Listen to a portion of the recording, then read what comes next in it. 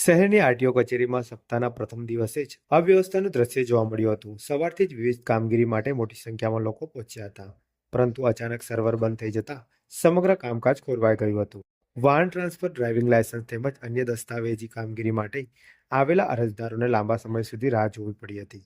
Server બંધ રહેતા કચેરી બહાર અને પાર્કિંગ વિસ્તારમાં વાહનોની લાંબી લાઈનો લાગી ગઈ હતી, જેના કારણે ભારે અવ્યવસ્થા સર્જાઈ હતી.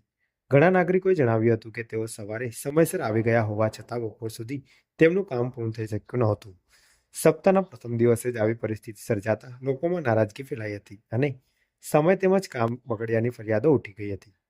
આરટીઓ કચેરીના કર્મચારીઓ દ્વારા ટેકનિકલ ખામી દૂર કરવા માટે પ્રયાસો હાથ ધરવામાં આવ્યા હતા. થોડા સમય બાદ સર્વર ફરી શરૂ થતાં કામગીરી ધીમે ધીમે શરૂ થઈ હતી, પરંતુ ત્યાં સુધીમાં મોટી સંખ્યામાં લોકો ભેગા થઈ જતા વ્યવસ્થામાં ખલેલ પડી હતી. નાગરિકોએ માંગ કરી હતી કે આવી ટેકનિકલ સમસ્યાઓને તાત્કાલિક દૂર કરવા માટે યોગ્ય વ્યવસ્થા કરવામાં આવે, જેથી લોકોને આવશ્યક હાલાકીનો સામનો ન કરવો પડે.